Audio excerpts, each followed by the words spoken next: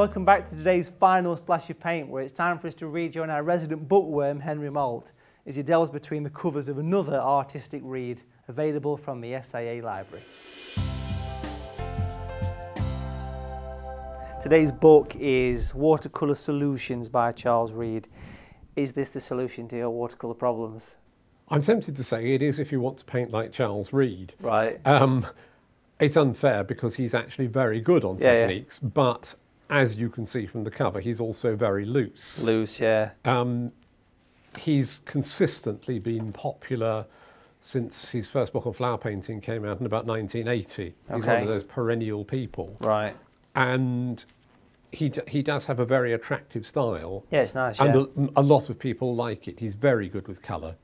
Quite difficult to reproduce yourself because loose painting naturally is. Because a brushstroke that is done by Charles like this is not easy for you to do the same. So that's always a difficult thing for me, but at least it gives you the steps towards that, or does it? Well, I mean, he uses an enormous amount of water. You don't see it so much there, but you do actually get a lot of drops and splatters that just happen. Yeah.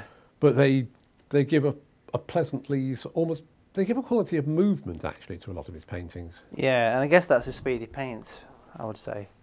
Yes, actually you can see it there. Yeah, I mean, those drops aren't, they're not designer drops though. It's quite a busy picture, isn't it, though? You know, it's yeah. But he works with, it's not exactly blocks of colour, but blocks of colour happen.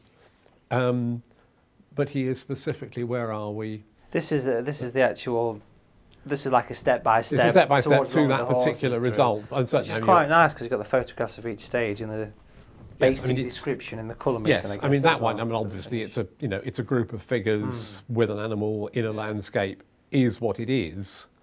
But there are technical tips in there as well. And he's very good at explaining things. Yeah, right. And I think so it's quite easy to follow. Yes, that's why he's remained popular. Yeah. Is this book is it samey? Because you get lots of watercolour books on how to do this particular picture, or is this quite a unique book? Well, it's unique because it's Charles. Yeah. And I think what gives it the edge is that he's addressing topics, problems, that kind of thing within a painting rather than just doing a specific technical exercise. Yeah. So is that how you'd wrap this one up? Is that how you'd summarise the book, would you say? A practical solution to common painting problems, is that what it's subtitled? Learn to solve the most common painting problems, there you go. Yeah. Let's say it all. In a practical way. There you go, nice one. We'll see you again very soon. Matthew. All right. Thanks for sharing your fantastic knowledge, Henry. It's always appreciated. Well, folks, let's see what versatile SAA professional artist David Hyde had to say when we asked him to reveal a few of his favourite things.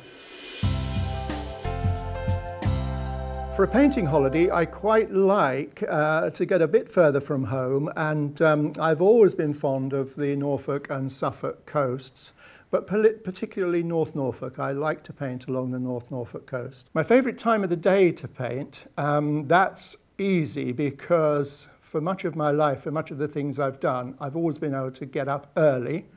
And so for me, early starts when it's peaceful and the phones aren't ringing is a great time. You're fresh and you can approach your work. As the day goes on, everything else encroaches, and by mid-afternoon, you know, I'd sooner finish and do something else. In watercolour, my favourite subject is landscape, most definitely. I've always painted a landscape in watercolour, but I also have an interest in wildlife, and I rather like to paint detail. So for wildlife painting, that's when I use the acrylics.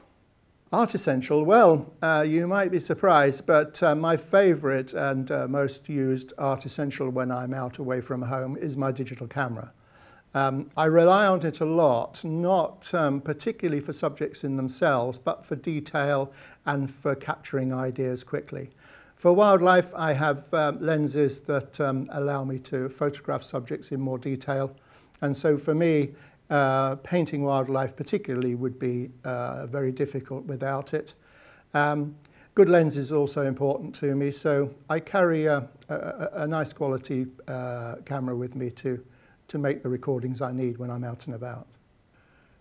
Favourite music to paint to? Well, I did used to listen to music, but for many years now I just prefer to listen to Radio 4, everything from Woman's Hour onwards.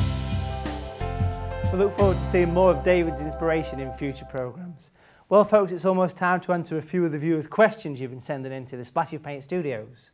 But before we do that, we're giving you the chance to win one of the SAA lightweight director style artist chairs together with a fantastic fold out artist carry case worth over £57 in our exciting easy to enter competition.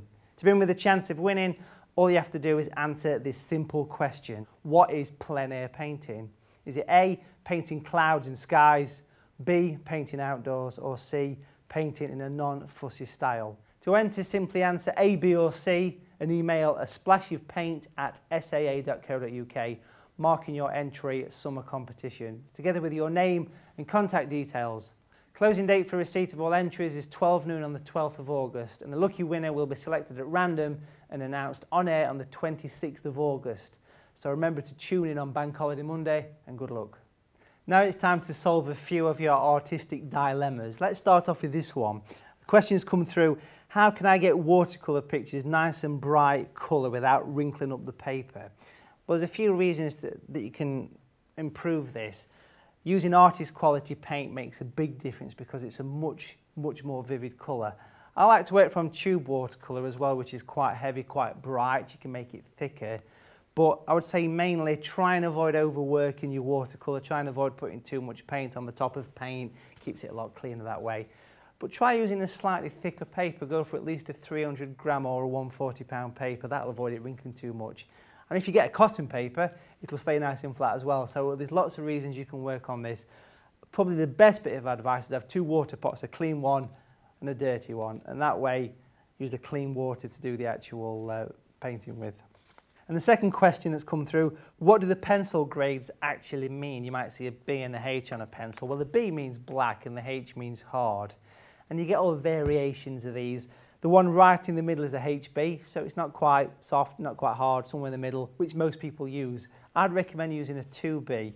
Basically, the B is a softer but darker lead, which is great for watercolours because it won't actually scar the paper, and the H is harder and a lighter colour. Well folks, I hope you've enjoyed getting closer to some of your favourite TV artists and that we've encouraged you to try something new. Join us next time for more inspirational advice and top tips and support on your artistic journey, whatever your ability. If you'd like to receive a regular splash of paint, sign up to the SAA's free e-newsletter. Visit www.saa.co.uk and we'll make sure you get all the latest news, exclusive offers and events delivered direct to your desktop.